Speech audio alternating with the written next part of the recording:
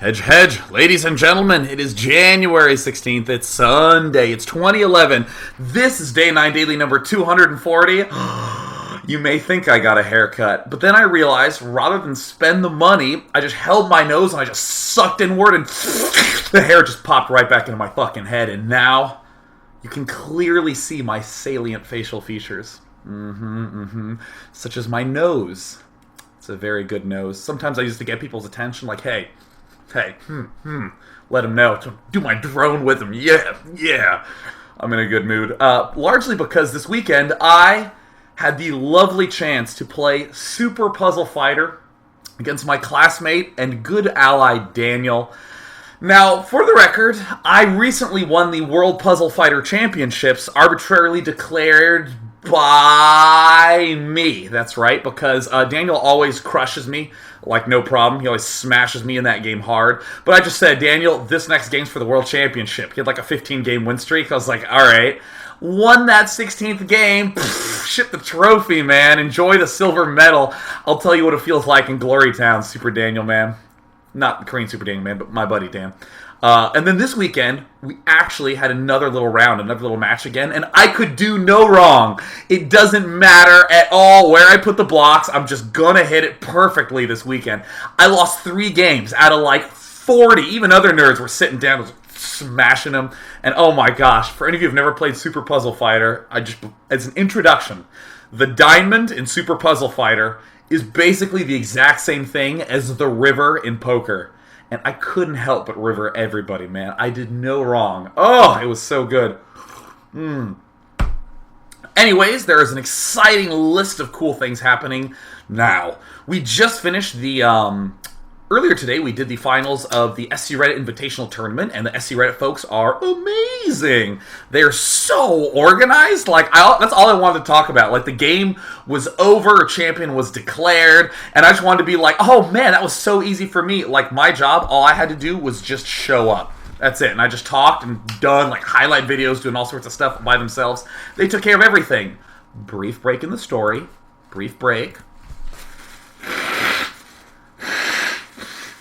Yeah. Hard countering the runny nose. Yeah.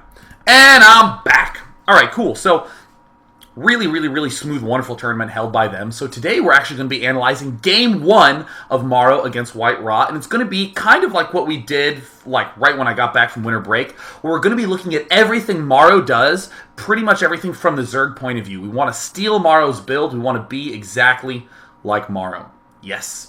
So that is what is going to be the focus of today. And I want to also state for the record that if any of you want to hang around afterwards, you should, because we're doing the grand final of the Root Gaming Warzone tournament. It's going to be White-rA against Sen right after this. For any of you who've missed any of that, just go to my archives and all the games are there. Watch on. So, is there anything left to announce? Yeah, Fun Day Monday. Tomorrow it is Warp Prism attacking only. You may only attack with units warped in from Warp Prisms inside and dropped by Warp Prisms and that sort of thing. However, if you get 3 or more bases, feel free to just attack however you want. The idea is that in the early and mid-game stages, only Warp Prism all the time. Yes. And by the way, I'm really excited for not this Fun Day Monday, but the week afterwards, the one I haven't announced yet. And submit those replays to Monday at day9.tv of you doing that. And then, of course, for Newbie Tuesday, it is You Rewatch Day 9 Daily number 235, where I introduce a sort of funky Zerg vs. Zerg style, and I want to see people try to use that and succeed or fail. Send those to Tuesday at day9.tv. Let's go into the game. Cool. So this is Game 1 of the SCReddit Invitational. You'll notice a couple very odd things. The sound is on. I even have the selected health bar status up properly. Oh, it's so good. Oh yeah, by the way, this sort of stuff, yeah, totally kick-ass.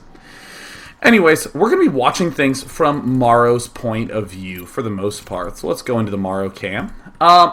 The reason that I'm doing this is because Morrow plays a slightly unusual style. Well, maybe not unusual, but he's pretty consistent with his style at the very least. He opens gas, pool, fast Zergling speed almost 100% of the time. Even on Metalopolis and Lost Temple, these maps where people generally are trying to throw down a hatch early on. Generally, that's what they try to do. Now, there's something that I always say in my cast that I want to say again at the start of this game. Think about any of you Zerg players who have tried to 14 hatch first. Or even if you're not a Zerg player, if you watch the GSL, think of anyone you've ever seen try to 14 hatch first. A good percentage of the time, the probe or the SCV will get there in time and throw down the pylon, completely block it. You'll be so miserable and so sad. And it's a pretty difficult thing to, like, deal with appropriately. And I mean... Oh, sorry, I was a little worried because my encoder just said that the stream had stopped, but the stream's not stopped. I'll ignore you, encoder. And if no one can watch the stream, that's okay, because I don't even know if anyone's on the other end anyways. Just talking here. No pants today. Just saying. That could be true. It could be lying. You'll never know. Oh, it's kind of like just letting you know there's a bomb in the room. It creates tension, except instead of a bomb, it's just that there's no pants in the room. Is he lying? Anyways, so, anytime you see a Zerg do some sort of 14 hatch, it can get blocked, it can be ruined, and all this misery. But if you go for the gas pool build, it really cannot get interrupted. We're actually going to look at this pretty quickly here, right at the start. We're first, at the very outset of the game, all I want to do is just describe what instead of why. We'll do why in just a minute. Let's just make sure we all see the build clearly.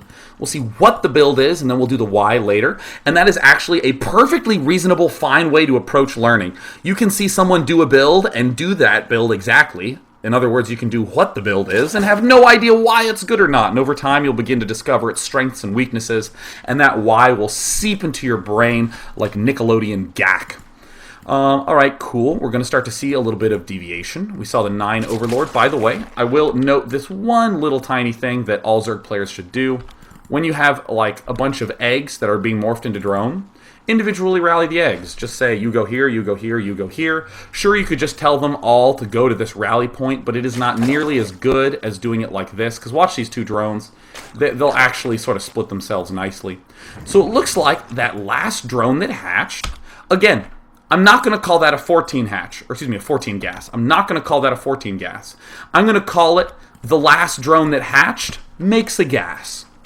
I want to be that specific. See this little guy? He's going to hatch, starts making his way over, he gets turned into a gas. Great. These are the little sorts of things that'll give you an extra 5 or 10 minerals, and if you do enough of them, you can do something like get an extra spine crawler when you originally couldn't. We like our little things. So we saw the 14 gas, and then we're going to be seeing a 14 pool pretty shortly here. And it should be coming down now. I actually don't like this placement as much. I prefer being placed here, just so it's a little bit easier to, like, defend. Like, if for some reason we lose our main, or excuse me, lose our expansion, we only have our main, and we have a spawning pool here, we can end up building like a spine crawler there or something like that. 2 drones right after the pool. We're going to speed things up just a little bit because there's not as much detail I want to talk about. And we see a 16th drone get made. Then we're going to see an Overlord on 16. There's the Overlord going down. It's getting rallied. All right, good. And then we see that little guy getting saved up. And look, Zergling speed, Queen. And when this hatches, we're going to make 2 sets of Zerglings. See, we can see the Zerglings in the production tab up there. And we also want to take note of the fact that then, right on back to making drones. And here comes the uninterruptibility aspect of it. The drone moves at the exact same time as the Zerglings. So look at this. Right as Morrow gets 300, we immediately get ourselves some Zerglings up, right? We immediately get ourselves some right as we have 300, yeah, we have our Zerglings up so we can repel the probe. So now you've seen the very basic early framework of this opening. Again, I'm going to try to avoid the word build order because it kind of has baggage associated with it. It's a poorly defined word, so I'm just going to use my own words. This opening, let's look at the very opening stages of it. And I would like to so very much highlight the fact that you can't mess with this as Protoss. You can't. You want to try to build cannons all over the place? You can't because the Zerglings are out so fast. Tons of stuff gets shut down by the fact that the Zerglings are out so fast. Some of you might say something like, well, what if I went just 14 pool and then made a hatchery? Well, now your problem is you end up with 300 minerals, aka enough to build a hatchery, long before your pool finishes. So he can easily mess with you in all those various ways. But by investing in the speed and the queen first and then expanding, there's nothing that gets interrupted. Now, I've not argued whether this is good or bad, just a what, not a why. And I want to note this what because I love advocating the idea of repetition. Repetition was one of my favorite things in the whole world. I love repetition so much because it means we get to drill a strategy deep. depth beats breadth every day of the week. You want one great strategy, not 10 strategies. And in this fashion, you will have no problems with repetition. Great. Now I want to start talking a little bit about some whys, right? It's a little bit about some whys and wherefores. I adjusted this little overlay here because we are going to be looking at the replay time every now and again, right? Because I'm pretty big a stickler on checking that out. I'm abusing the 1.2 fancy I can hide my replays things. We're actually going to disappointingly have to tear that down. Again, we want to analyze this as best we can. So we do see these Zerglings sort of messing around. And immediately we see a second queen coming out pretty quickly. Look, a Zealot. Morrow tries to retreat in time. Maybe wants to do a little bit of poking action. More drones being made. A lot of drones being made. And he scouts this much. We've also seen him scout the fast gate gas sort of thing. But, again, I love emphasizing scouting the front. He sees 3 gateways up. The Zergling's going to try to get into the main. Maybe see if there's like 5 warp gates getting thrown down, this sort of thing. Wants to do a little bit of spotting. But I want to come back to the main and note a couple of things. I'm actually going to ignore all this jazz over here. So one thing that I wanted to note pretty quickly here is that this little clock timer is often not as useful as we might think, right? It's not as useful because it's so easy to just let your fears kind of creep in. Like, you see these gateways getting built as Zerg, and you kind of go, ooh, let me just make maybe like 4 extra Zerglings. Just a few extra Zerglings in there. And that is a big issue that we want to combat by using this. This isn't as useful for dealing with the whole fear thing. Like, a lot of times people will just sort of look at this in-game, and they'll just kind of be like, well, he could do this or that or this now. But this tool is what you need to use a lot in terms of analysis. What we're seeing right now is Morrow is building a ton of drones. And right when this hatch finishes and we see him return everything, and here comes the vomit. Well, in like just a moment there will be the vomit. And notice that they're synced up. We can focus on that timing in a minute. And then here comes the vomit. Come on, so I can pause. Whatever, I'll just go ahead and pause. I'll actually come back to here right when it finishes. So, I just want to note 5 minutes and 40 seconds. Just going to note that right now. A lot of times, Zergs will end up finishing their expansions around 3 minutes and 50 seconds, sometimes close to the 4-minute mark. These sorts of timings are quite typical. So, I have now brought up the fact that this hatch is kind of late. So, we are at this game state. Why did I pause here? Because it's impossible to really have interrupted this at this point as Protoss. It's really hard to mess with that. We get the Zerglings out, we have the speed up early. So now I want everyone to sort of pause and think to themselves, what is this build order going to have that's really, really good?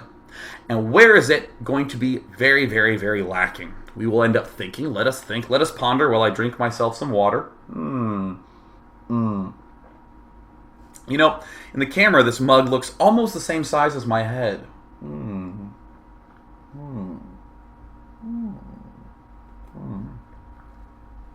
Cool, so we've thought about it a little bit. We've come to some conclusions right now. First of all, we are not really going to have that many larvae. In other words, we don't have that many units. The usual struggle with Zerg is, do I make a unit or do I make a worker? I have 1 larva, I must make that decision. But we don't have that many larvae in this build order. We got our queen reasonably timed, but we got a super late second hatch. I mean, geez, we're at the 5 minute and 40 second mark, and we have not even made use of a single larva from a second hatchery. We've been pumping off 1 hatchery for a long time. This means we need to be quite careful with this whole concept of, do I make a worker or do I make a drone? If I make too many drones, I'm very vulnerable to early attacks.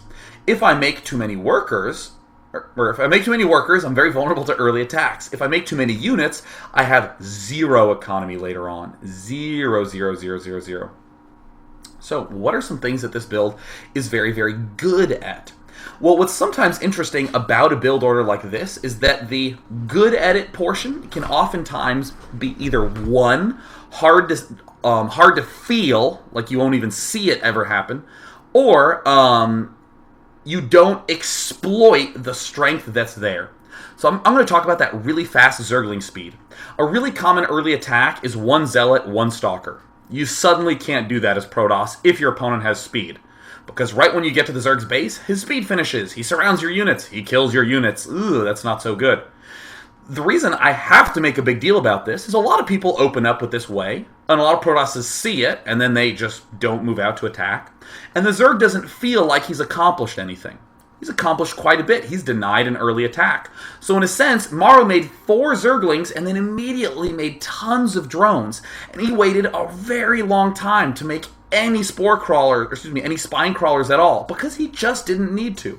In other words, you can get away with making some extra drones early on. If you go for 14 hatch, 15, damn it. If you go for 14 pool, 15 hatch, you have to make extra spine crawlers, you have to make extra Zerglings, you can't make as many drones at the start. In a sense, this actually helps you squeeze out a good amount of drones. And the super important aspect about this is that you can scout the front quite easily. You can really, really scout the front. You have speed, you can always poke and check to see what's going on. He cannot put any sort of forward pylon out because of the fact that you have these speed Zerglings out. Biggest mistake I ever see when someone goes for the speed Zergling build is they're not active with their Zerglings this way. They're not active. The huge advantage is that they cannot plant pylons right outside your base and warp in very, very quickly. They just cannot do that. But if you never leave your base with your Zerglings and he just builds a pylon, he will get to exploit you in a way that you really should not be exploited. So I love this sort of activity. And look at this, right back to making drones.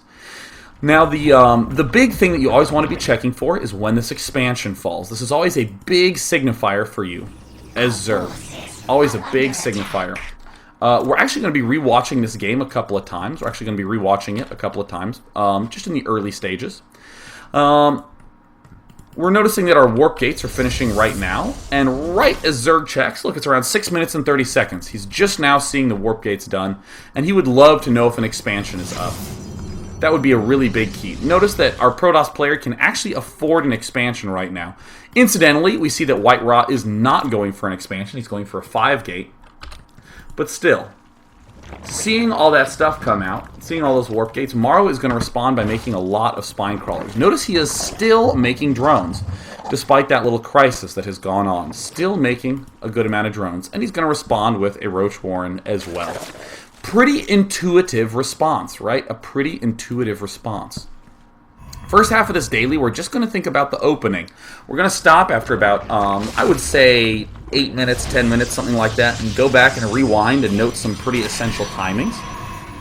And we want to look at the opening, and then in the second half, we want to think about how Morrow recovers in this very, very brilliant fashion. I love this 3-queen no matter what play. 3-queen no matter what play.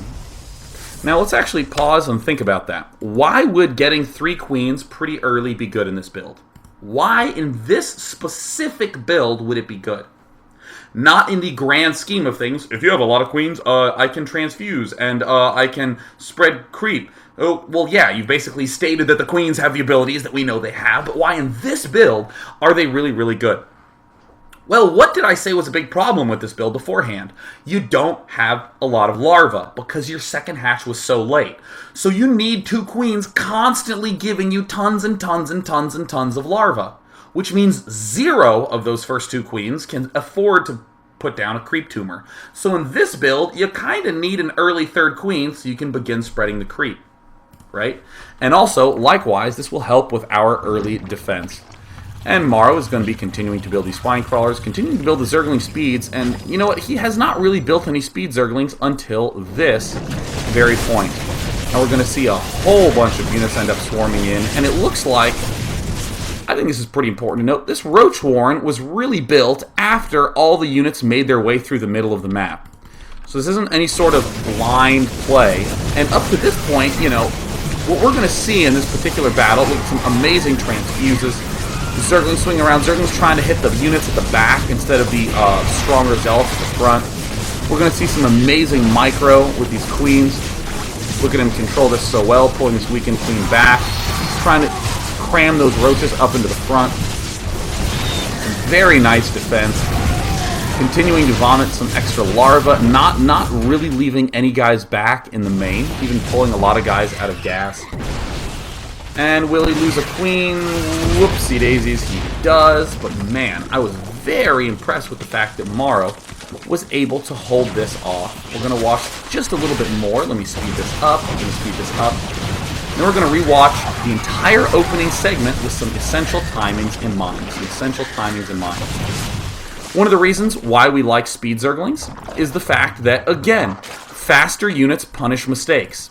We could have not gotten speed so fast, and we could have defended this with just roaches and spine crawlers, but now suddenly these Zerglings commit these stalkers to death. The speedy Zerglings commit them to death, so suddenly, just the fact that we have not died here, just the fact that we've managed to stay alive, means that we have absolute total map control. Watch the way these Zerglings are going to be able to sweep across the map. Now move forward, go Valiant Zerglings. Well, even if they don't, this is still total map control for Zerg.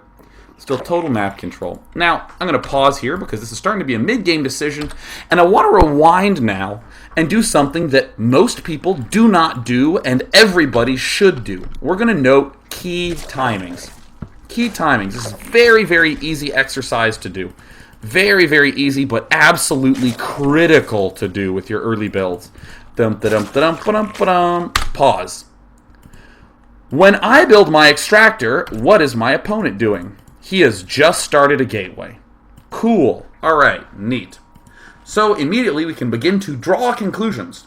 If I have just built a gas geyser, and I get to Protoss's base, and his gateway is more than halfway done, I know definitively he didn't go for a 13 gate. He went for something like a 10 gate. This is what we call relative timing. What is he doing relative to what I'm doing? It's so important. Speeding things right along. Let's get the next big thing. Alright, cool. When I start my spawning pool, it looks like his gas is a little bit, is about halfway done. If I get to my opponent's base and I see no gas geyser going down, I'm probably now a little worried about a proxy gateway. Or if he looks like he's going to early expand, I can probably conclude that he is going to early expand because I don't see this geyser. This is often what happens with a lot of the tip-top best of pros, is that suddenly nothing noteworthy has really happened, Protoss has a gateway being built at normal time, maybe has an assimilator going down, but the second assimilator hasn't gone down, maybe a pylon's a little hard to find, and you'll suddenly see the pro do something weird like build 3 spine crawlers all of a sudden, and everyone's like, whoa, how did he know that there were actually 3 hidden gateways in the bottom right corner of the map? The answer is relative timing. You know relative to me when the approximate time that he should do stuff is. So here, alright, cool. Just going to note this sort of thing down. Now, alright. Now, I'm going to start talking a little bit more about, the fear and all the worry and concern that happens in just a minute. Alright, so now you can do it the reverse way. His gateway finishes right when my pool is like a little over halfway done. Neat, etc. Alright, yep, my little metabolic boost is going down. Hey, I start metabolic boost the same time he starts a zealot. Wow, that's kind of a useful thing to know. This is where I always love to talk about fears. People will sometimes convince themselves that they are under a lot of pressure when they are absolutely under no freaking pressure. Have you ever sort of had that pool going down, like in a major tournament, or maybe you get paired against a player on the ladder that you've heard of before, or maybe you get paired against a player in the ladder who's beaten you and shit-talked you, and you're like, ugh, you have this baggage, and your pool finishes, and you think, well, just to be safe, I'll make some extra things. Why make any extra things? When your speed starts, his zealot has just started. There's no way that any of that can actually be of concern. And, okay, when my queen finishes at the 4-minute mark, and generally I note the 4-minute mark just because I want to kind of say, is everything being timed appropriately? Am I messing up? Right, hey, you know what? Right when my queen is finished, his stalker's halfway done. Oh, now I can start to draw some conclusions. Right when my queen is getting close to finished, I gotta start finding a safe place for my overlord in his base. Or right when my queen's finished, my scouting overlord, I gotta be careful not to run it into his base because he'll just kill it off. That's such a common thing to have happen to Zerg players. Like, oh yeah, I lost my first overlord like a dunce. Well, how do I solve that problem? I think about when his stalker finishes relative to my build, and then avoid that problem altogether. Sweet problem solving in action. All right, nifty. All right, we have our Zerglings starting to do their thing, and it looks like the first few units pop out right when our metabolic boost is around 80% done. By the way, this queen seemed to have gotten started around 20 food. I'm just going to say, I'll just throw that out there. Don't know if it's extremely accurate. I could go back and rewatch, but I want to go ahead and get to the second part of this game. Now, here comes a little bit more of the fear stuff.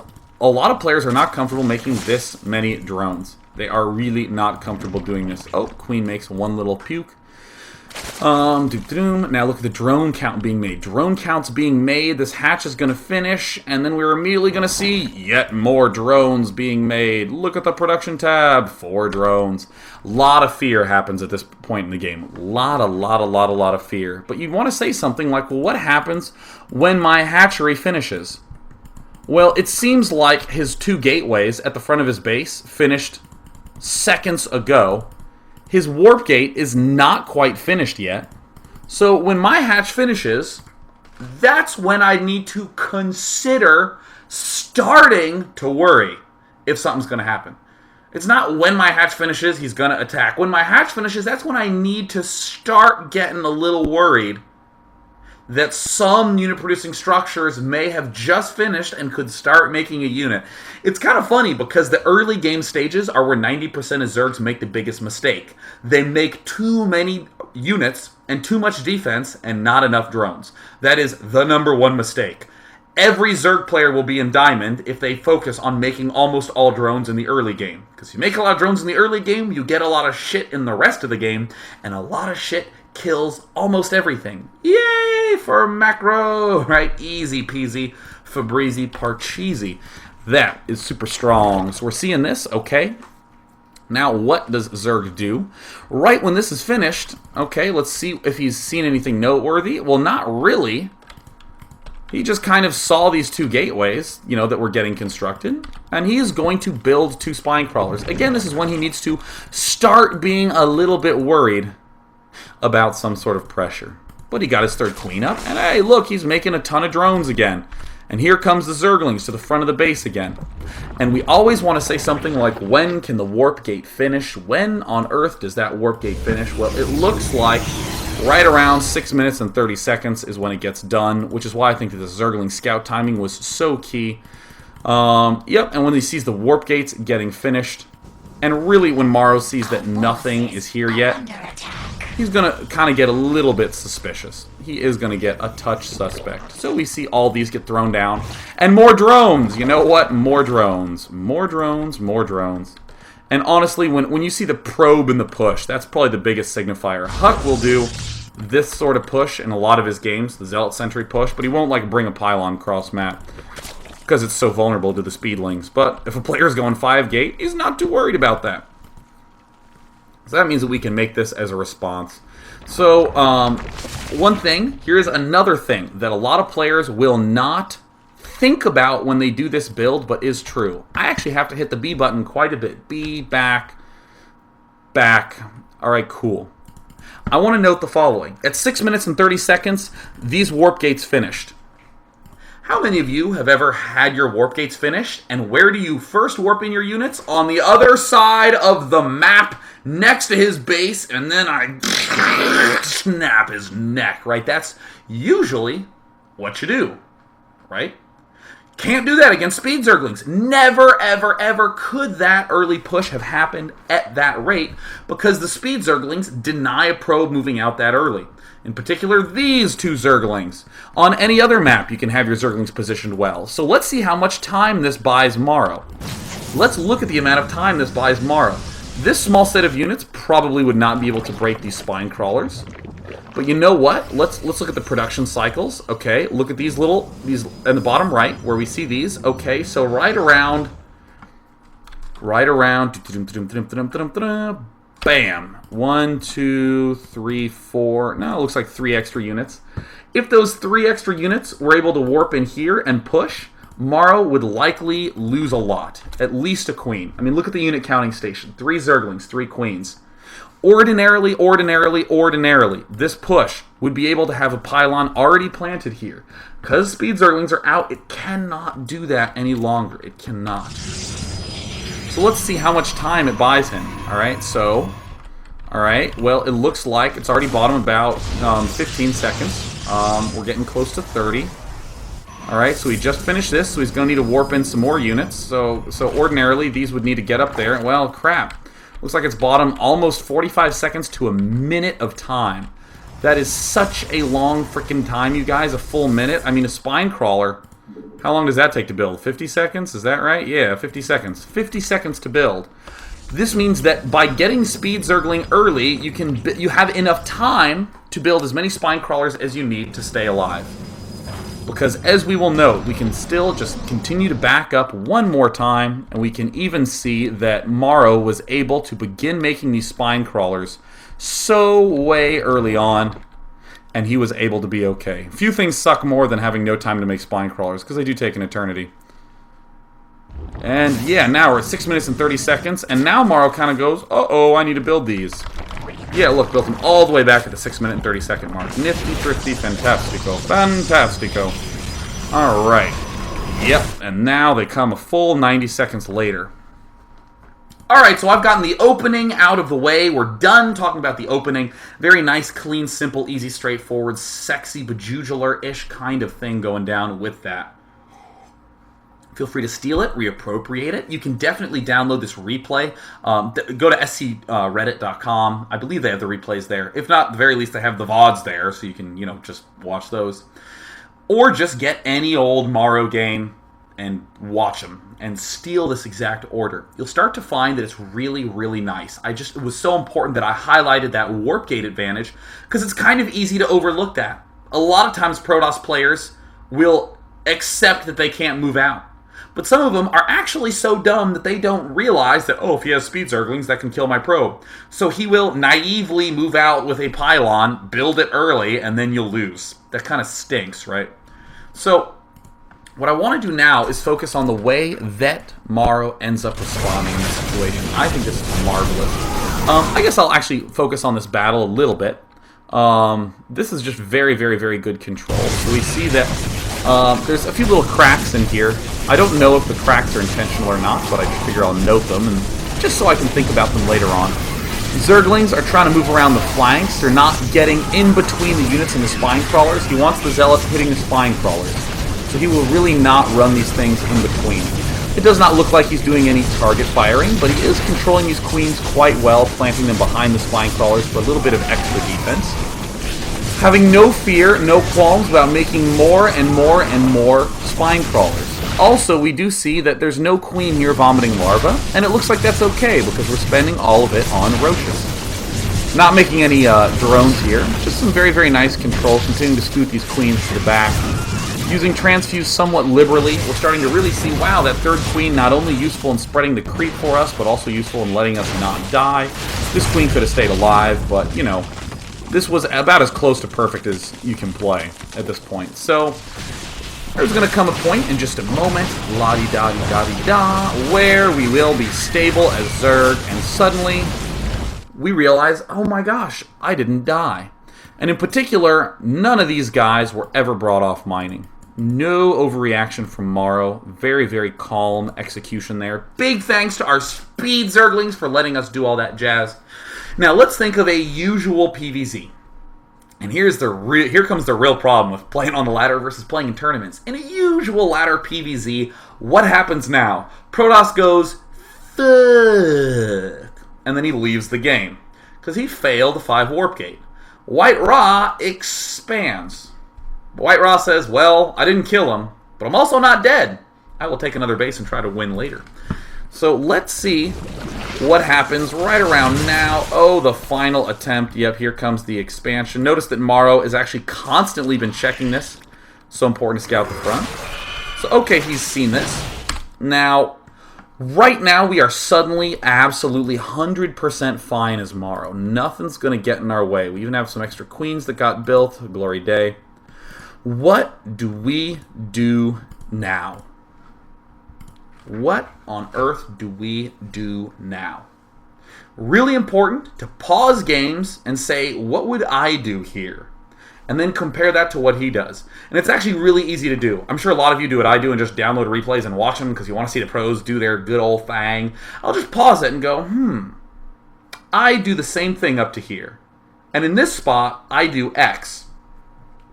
And then you continue watching, and instead you see him do Y. Or a lot of times, most interestingly, they do almost X. They do it like a little differently. Like, wow, he's doing everything that I did, except he's just not getting siege mode. He's getting the same amount of tanks I do at the same times, but no siege mode. And then you really start to get some good questions going in your brain. So at this point, a lot of people would return back to getting the layer because they like their roach speed, their roach burrow. That's what they usually do. But we're going to note here that you have crippled Protoss. He has no ability to attack you anytime soon. You get to do whatever the hell you want. So, expand. If he cannot put pressure on you, expand. Incidentally, we see that the Zerg player is actually quite high on money after holding this off. And a lot of times it dawns on people like, oh, well, if I have money, maybe I can expand or something like that. You want to be thinking a little bit more clearly than that. Not just like, oh, I have money? That's weird. I almost never have money. I guess I'll expand. You want to note that this is an extremely safe play. I mean, what could Protoss do? Continue making 5 warp gates worth of units? Well, you know what? If I have my speed Zerglings here, we already did the analysis. It's going to take a full 90 seconds to walk that whole army out here, start a pylon, let the pylon finish, and then begin pushing. That's a long time. Plenty of time for me to get my spine crawlers up. And then we're seeing Morrow go right back to making drones once again. Right on back to making drones. No qualms, no pressure. Still using this double queen to spread that creep, being real good about that. Will he be getting a layer somewhat soon? Man, he has seemingly so many drones, despite his very, very late second hatch opening. Very cool. There's the layer going down. Here is an evolution chamber going down. And in a little bit, I'm going to talk about the idea of rearranging your strategy based upon the situation. Let's actually speed forward and do that, because yeah, getting double extractor while your layer's building, pretty normal. Getting this +1 attack upgrade, pretty normal. We're going to see it, yep, there it goes down. Getting a 4th hatch in your base, pretty normal. Or I should say 3 hatches on your first 2 bases, might be a better way to state it.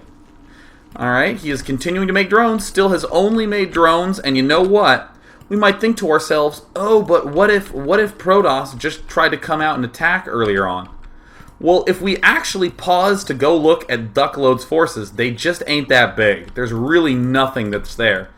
Really, after getting this expansion up, you can't support this many gateways and do anything else. And if you try, hey, no problem. We have plenty of time that we can buy ourselves.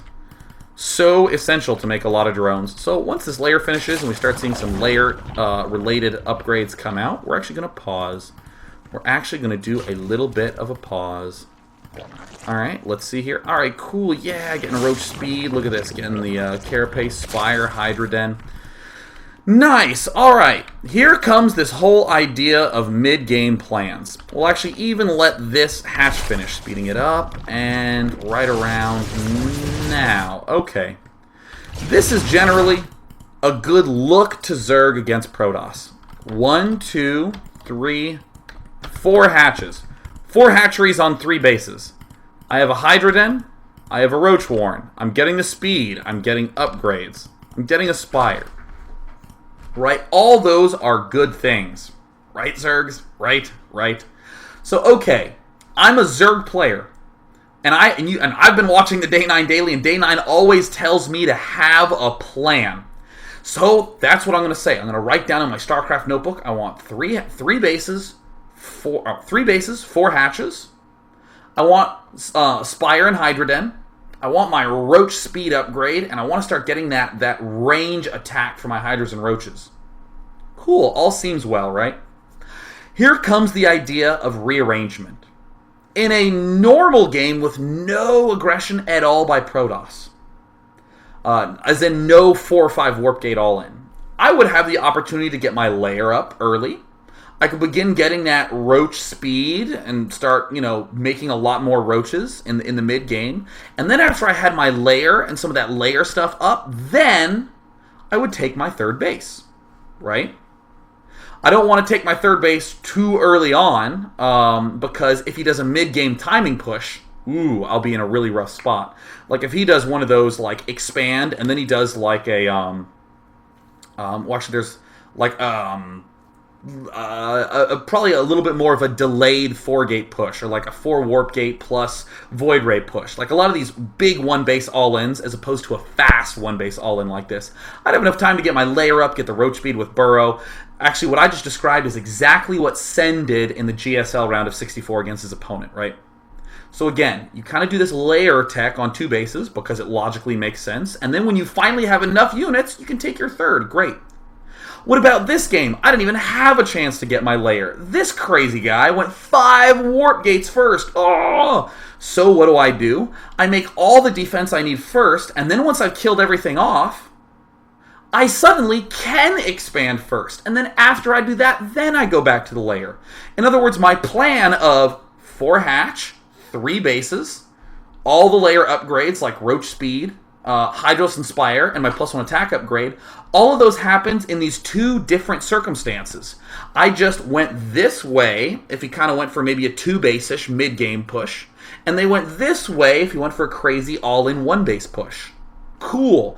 We ended up in the same spot in both circumstances. So when I see this, I am saying to myself, how would I get here if my opponent early expanded? Hell, I might actually, if he went for a Nexus first, I might build my third hatch at like 26 food. Something crazy early, because again, there's no way that he can really attack me. So now, once all this stuff is up and running, and we've seen it get going, now we're going to begin making a lot more units. We're seeing the Hydralisks come out. We're seeing a lot of Spine Crawlers out here. Good creep spread, but not the main focus of what I want to see. I want to be thinking about when he's building these things. Wow, he's making so many drones, but man, he has these extra hatches up. Nifty. Morrow's going to have so freaking many units. We see him spotting this expo, This is cool. This is really cool. Getting the flyer attack, getting this good jazz. I actually want to go back to the Morrow cam. Morrow looked like he poked in there, and he saw that he saw the Colossus Den. So he's immediately just making a whole bunch of corruptors. Intuitive, right? This is what anyone would do. But you know what the difference between anyone and Morrow is?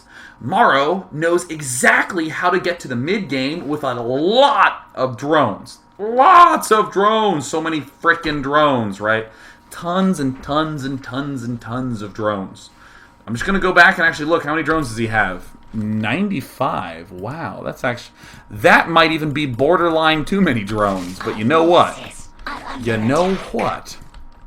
the exact mistake you want to make. The correct mistake is, whoops, I made too many drones. The worst mistake is, oh damn, I don't have enough drones to support this, because look at this insane output.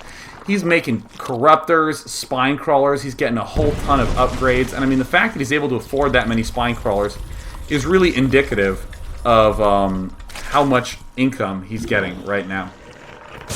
And anytime your max is Zerg, you want to begin to be aggressive, because it doesn't help to be at 200 food with a whole bunch of money sitting on your ass waiting for Protoss to attack with his better army. So we're seeing Morrow just make little attacks wherever he sees the army not be. Now here starts to come some end game unit movement logic. Sure, I'm sure everyone now sort of gets an idea of, oh yeah, I do need to make drones. Making drones would be good. I'll make drones next time. Nifty. But then when they get this huge army, they don't quite know what to do with it. Attack wherever the army isn't. Because look at this mix. The more tech-oriented and the bigger variety of units a Protoss, or actually any army, the more variety and different things they have there, the tighter the army needs to stay together. Right? That is why you have a diverse army, because you want this unit that's really good at that unit that's really good at that. If you split up, you're weak. You'll never have the Colossus wandering way off on the map, and then your Zealots wandering way off this way, because then each of them will die a horrible death. So, as Zerg, you want to just start hitting one point, hitting another point, hitting one point, hitting another point. And even though it looks like Zerg is going to be losing a lot of stuff here, right? That looked like an overall net loss for Zerg, right? Zerg maybe did like $800 worth of damage and lost like $1,500 worth of units. But that's okay because our income rate as Zerg is so freaking high with all these drones. Our goal is not to be really efficient. Our goal is to throw so much money at the Protoss that he cannot really hope to do anything. So we do see this getting taken down. And we're going to see how does he end up dealing with this. Well, he has way more Corruptors than probably he really needs. But again, that's okay, because if he ends up losing a whole bunch of them for no reason, he has the insane economy. This is exactly the way that Zerg wins in the mid-game, is with what we call 300 food pushing, which is where they get maxed, and then they start being really aggressive in multiple locations, and just hurling outrageous amounts of money. Because, you know, you'll have, like, Protoss at 150, Zerg at 200, and then Protoss will get to, like, 180, and then you'll start throwing stuff at each other, and you'll both sort of tick down, and then Protoss will be at, like, 120, and Zerg will be at 100, but then Zerg can suddenly get right back to 200 again. So then he keeps throwing stuff at Protoss, and now they're both down to 80 food, but then Zerg can pop back up to 200 again. This is exactly the way that Zerg should be winning games. It's momentum, right? You start out, oh, no units, only drones, only drones, only drones. Ah, you can't stop me! And then you want to be hurling stuff at the opponent. So that is why most Zerg players make the mistake of not creating enough drones, because they're like, well, I'm going to start creating drones. I will make an army so that I can't die. Uh-oh, I got to make some more drones because I can't afford stuff. All right, make some more army. And now there's nothing I can really do. I'm maxed, but I'm broke, which means I can do no 300 food pushing. Be happy to take some questions. I hope some of you start doing this build more. It's like so awesome. It's so good. So that was game one. You should definitely go check out the rest of those, the rest of those. So Stars Winger says, I use this build against Terran. I'm silver. And found that by late game I ran out of gas and had tons of drones, so many that my army size was low. What can I do in this situation where Terran has 3-3 and huge army? You can actually use the same sort of logic. If your money's high, build more hatcheries. You can do even more aggressive 300 food pushing. If you have 7 hatches, all with stockpiled larvae, start throwing Nidus Worms in the back of his base, start hurling huge swells of units at him, and replenish with all Zerglings, which are mobile, which can do more hitting them all over the place. Because again, you need about 300 foods worth of unit as Zerg to really crack some of those well-composed 200 food armies of the other players. So again, if you have a lot of money, it probably means that you're not drilling with your aggression enough. You need to have that sort of huge stuff. Root Cat says, Dear Day 9, huge fan here. Did you get a haircut? You look very handsome tonight. Thank you, Cat. I did get a haircut yesterday. Actually, I'm kind of glad you noticed. Really, it wasn't, it's just a little thing I had done. So, wow. Okay. Well, speaking of which, I guess I should plug the Root Gaming tournament that's happening directly after this. Grand Finals, Sen vs. White-rA. If you want to see more White-rA action, definitely check it out. If you want to see more Sen action, definitely also check it out, because they're both playing, as I said. Yeah. So let's see here. Unusual Squirrel notes that Colossus units trash roaches and hydras, and with force fields you can't hit them. So you make Corruptors that do extra damage versus massive to kill the Colossi. That is true. That is a true thing, but the one issue I have there is with the idea of Colossus units trash roaches and hydras. In the proper situations, you will find that fewer numbers of Colossus-based armies can kill larger numbers of Zerg-based units. But the Colossus armies are really slow. So when you're doing that, you can't expand very much as Protoss. So against it, Zergs can expand a lot, which is why this 300 food pushing is so strong. It is a really annoying-ass feeling when I'm Protoss and I get my huge Stalker Colossus Force Field Sentry Zealot Ball, and I'm like, yeah, I'm creeping across the map. We get in a huge battle. I start with 5 Colossi and a bunch of stuff, and at the end I have 3 Colossi and maybe half as many Gateway units. And then I'm getting towards his base, right? This battle happened in the middle of the map, and then I get to his base, and 50 roaches come out of nowhere. And I just can't quite kill it. Right? And then I lose everything. And I'm like, ah! And then I see Zerg take another expansion. It's maddening, right? And you want to make people as crazy as I get made in those situations. Yeah. All right, let's go ahead and take 1 or 2 more questions. Let's see here. So 1716 says, you've put a lot of emphasis on knowing the timings of certain events to figure out when attacks are coming or to look out for cheese. What other uses can knowledge of these timings have? It can allow you to, it's just a tool in terms of decision making. Because often people will label luck-based situations as people just not being able to consider, like, probabilistic situations correctly. So let me give an example. Let's say there's a point in time where Protoss can do one of 4 strategies, right? One of 4 strategies. The weak player will say, well, is he doing 1 or 2 or 3 or 4? Which one is he doing? And they'll try to figure out what he's doing. And let's say they can't, and they'll just go, well, I'll just try to defend against number 4. But then 1 comes out. Actually, can't move my pinky independently. Yes, then number 4 comes out, right? Number 4 comes. Or number 1 comes, but I'm defending against number 4. And then they go, well, it's all luck. It's rock, paper, scissors. If I defend against 3, and then he does 4, I lose. If I defend against 2, then and then he does 2, then I win. And it's dumb. But what the good player does is says, okay, he can do 1, 2, 3, or 4. What can I do to make sure that he doesn't do 1 or 2? So I'm just against possibilities 3 and 4. All right, now that I've done that, what way can I play that defends against these 2? I don't want to figure out a way to play against all 4. That's a little bit too many. So how do I cut these 2 out of the mix? That is the way that a good player will do it. So a lot of times, what you'll see is like, so let's say there's 4 different strategies that Protoss can do. I say these 2, I'll really start to get worried about around the 6-minute and 30-second mark. These 2, I really worry about at the 12-minute mark. So in other words, this is my early concern, this is my late concern. So what happens? I scout around 6 minutes and 30 seconds, and I see, whoa, he actually is getting aggressive. These 2 possibilities are gone. I don't even need to worry about him anymore, so I can make all sorts of units. But the real mysterious thing occurs when people look and they say, oh, no aggression coming. They pull these down, and suddenly you'll see a Zerg make no units for like 12 minutes into the game. Just because he knows the timings that things are occurring at. And that can be really, really powerful. Sometimes you'll end up noting things like, if he starts his upgrade now, and I start my upgrade at this time, he can beat me with Chrono Boost. So I'm not actually going to get the armor upgrade, I'm going to get the range upgrade in this time. Like that sort of thing. It's all about using all these little lists in your head to be able to make better decisions. Because again, you're not fighting against one strategy, you're fighting against 2 or 3 possible strategies. So you need to figure out ways to account to that until you can definitively know exactly what he's doing. It's like probabilistic. Or as poker players would say, you have to worry about the range of strategies that's going on. So last questions, the last question, it's the last freaking question. Boom, boom, boom. I'm sure that was a theme song to Mentos, I think that was. Let's see here.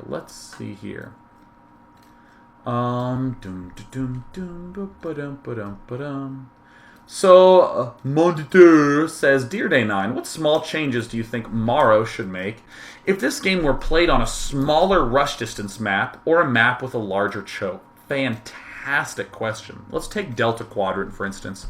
Partly because I've seen the way that a lot of Zerg players do this on this map. So here's a big mistake that I think a lot of players don't do, which is they think too much about how do I defend it and not as much about, well, how do I mess with him, right? So this is the perfect example, really, like this question. I early expand, I do everything that Morrow did in this game, but suddenly we're on Delta Quadrant. Ugh. The weaker player thinks the following way. Well, I guess I should get my Roach Warren a little bit earlier, so then I can start making roaches for the defense a little bit earlier, and that'll help me stay alive. Why is this the wrong way to think about that? Well, what if the Protoss doesn't do that sort of attack, and you just got your Roach Warren a little earlier, and got a few roaches earlier for defense, and no attack came? Oh, that sucks. You wasted all this money to defend an attack that never happened. Ugh. The correct, smart way to think about it is, okay, well, I need to get some roaches a little earlier to stay alive. So what I'm going to do is I'm going to get roaches a lot earlier, and then I'm just going to attack him straight up. I'm going to use the early roaches to pressure him. Therefore, now I'm doing stuff with my roaches that can mess him up, and If he does the exact same attack as he did on Shakras Plateau, I already have this Roach Warren up. Yeah! Alright!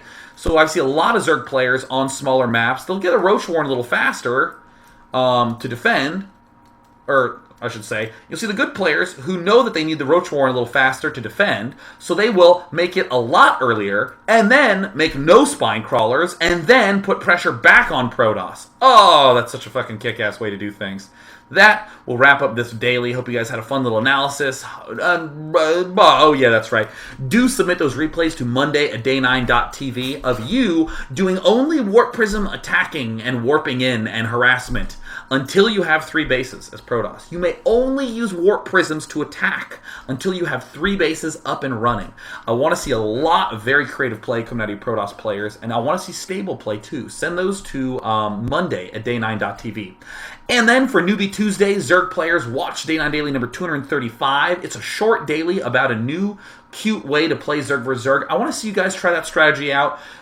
Show me your problems, show me your successes. Send those to Tuesday at day9.tv. And for now, this stream is going to be going directly into the Root Gaming Warzone Finals between Sen and White-rA. $2,000 on the line. Don't go anywhere. I'm not going to go. See ya.